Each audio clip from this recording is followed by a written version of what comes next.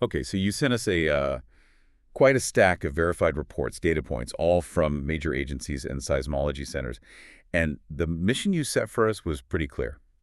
Cut through all that fast-moving info and give you the definitive deep dive. We're talking about that really powerful offshore earthquake, the one that rocked the southern Philippines, specifically off Davao Oriental. That's right. And our goal here isn't just, recounting the news. It's about synthesizing why this event was so significant. We're going to break down the technical stuff, the magnitude, the depth, but then really connect that back, connect it to the international response that kicked in, and critically, the immediate logistical and human challenges right there on the ground. And when you first glance at the data, there's one detail that just, well, it jumps right out. We're seeing initial magnitude readings settling around, what, 7.4 to 7.6, Yeah. which is just huge. But the real kicker, the thing that really dictated how severe the response needed to be, was the geology. The epicenter was way out at sea shore, but the hypocenter, incredibly shallow. Okay, let's unpack that first part. Right. If we just look at the technical core of this quake, it tells a fascinating story, a terrifying one maybe, about plate tectonics. The rupture happened offshore, really close to Manay in Davao Oriental. Now, with an event this big, you always get that initial variability in the magnitude, that 7.4 to 7.6 range you mentioned. It's not confusion exactly. It's just different global stations getting the seismic waves, the P waves, and S waves almost at the same time. But they process them slightly differently depending on where they are. Within hours, the agencies usually converge on a confirmed number. But yeah, the sheer size of that initial number, that's a first massive alarm bell. That makes sense, the variability part.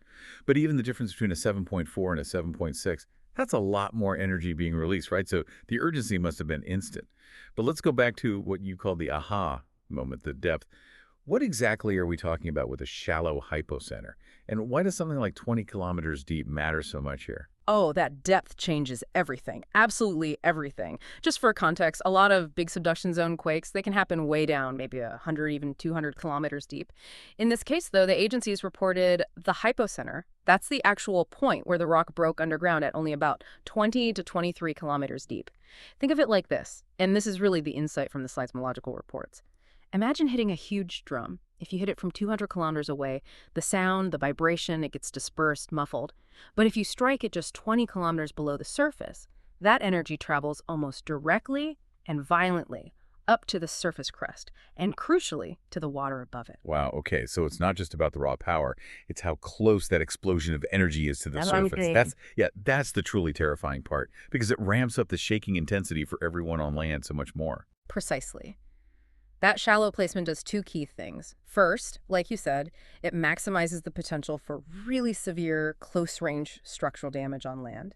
Second, and this is absolutely critical for an offshore event like this one, it makes generating a dangerous tsunami far, far more likely because the seabed itself gets pushed up or down much more dramatically. It just elevates the entire threat level instantly. Okay, so shallow placement means the clock starts ticking immediately. For tsunami warnings, the second that quake hits, Uh, what was the immediate response? Like boots on the ground in terms of alerts, and how quickly did that international system coordinate? Yeah, this is where you see that sophisticated layered defense system really spring into action at speed. The very first action came from the Philippines' own agency, PHIVOLCS. That's their domestic seismology body.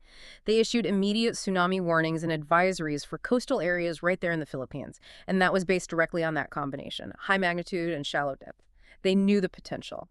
And they're working basically at the same time as the international groups, aren't they? Who else jumped in? Yes, exactly. That synchronization is, it's quite something to see unfold. Almost simultaneously, the PTWC, that's the Pacific Tsunami Warning Center, based out in Hawaii, they were crunching the same data, and they extended alerts and advisories to nearby regions across the Pacific Basin, making sure neighboring islands, other countries were aware of the potential threat too. So that shows you the concern wasn't just local. It triggered a much wider region-wide protocol. Right. And the sources you looked at mentioned some warnings were later lifted, which, I mean, getting those warnings out is a massive coordination feat to start with. Yeah. But then pulling them back, doesn't that temporary upheaval, the evacuations, cause its own set of problems? How do officials even balance that? Safety versus, the economic and social disruption from these alerts, especially when they're based on really fast initial data. That's a really critical question, and it's one that disaster management experts are constantly wrestling with. The source materials definitely show how dynamic these alerts are. You issue the warning based on the potential hazard, and in this case, the potential was extremely high given the quake's depth and magnitude. You have to assume the worst initially. Then you have real-time sea level monitoring kicking in actual measurements of water displacement from buoys and tide gauges. That data confirms whether the threat actually materialized or if it was maybe less severe than feared.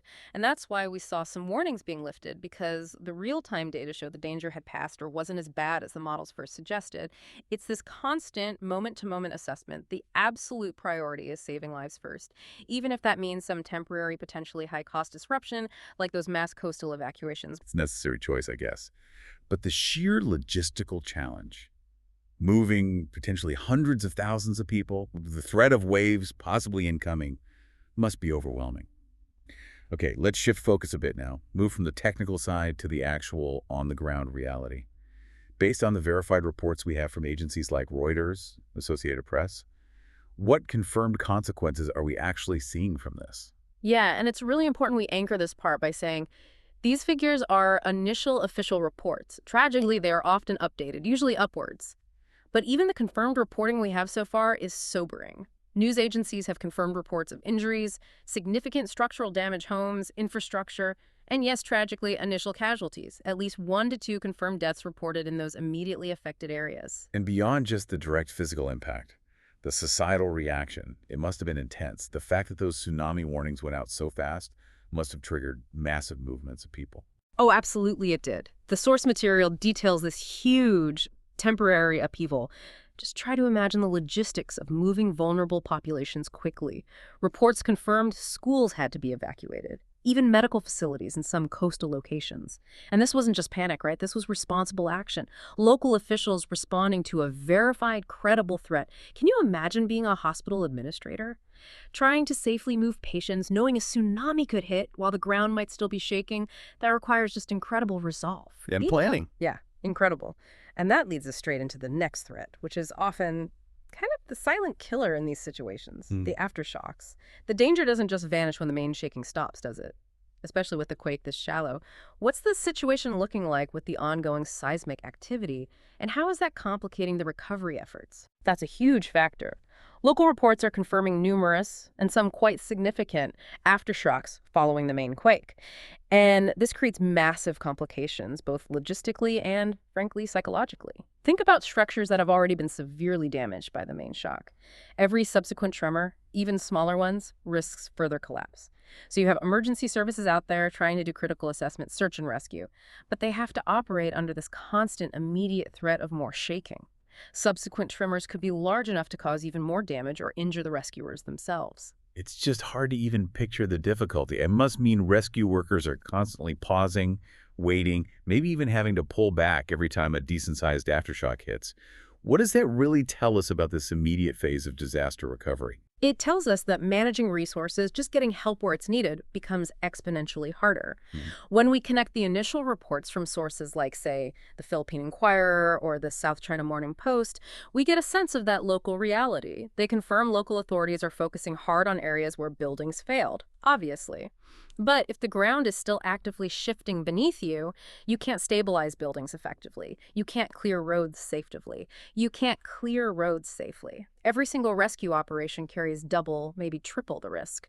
So the aftershocks, they aren't just a secondary annoyance. In those first crucial 72 hours, they are often the chief impediment to a swift recovery. Right. That really deepens the understanding of the challenge. Now, before we wrap up, I just want to touch on something essential to this whole deep dive. Source validation. This kind of analysis, it wouldn't be possible without having a really solid stack of reliable sources to work from.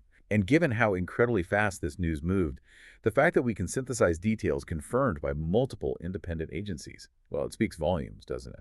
Absolutely. The reliability of everything we're discussing here hinges completely on the quality of those sources you provided.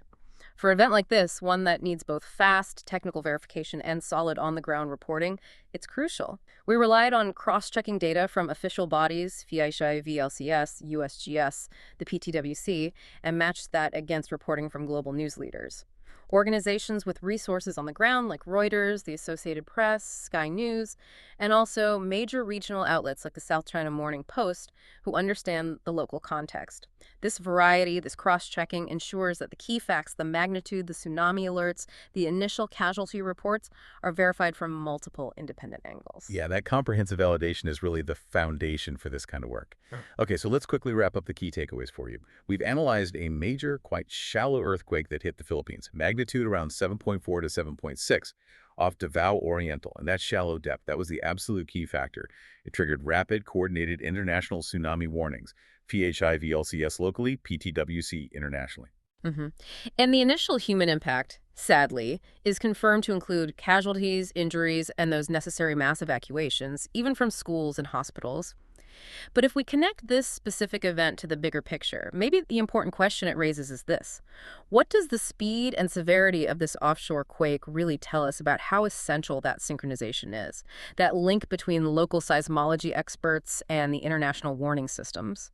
The coordination of those initial alerts certainly seems impressive, especially in getting people warned, maybe getting them moving before the full threat level could even be quantified. Yes, definitely. But the ongoing complexity, the thing to really ponder perhaps, is the logistical reality after the initial shock. Given that sustained activity from aftershocks, you really have to consider the immense difficulty of disaster recovery in a region like this, a known seismically active zone. The challenge isn't just surviving the first big quake, it's figuring out how basic services, how search and rescue teams, how medical aid can even operate effectively when the ground beneath them is still potentially shaking violently. It's just an immense, ongoing task that demands resources and resilience far beyond the immediate disaster zone. That's a really powerful final thought. The sheer difficulty of operating safely when the Earth itself feels unreliable. Thank you for walking us through all the verified facts and the really complex logistics of this major event.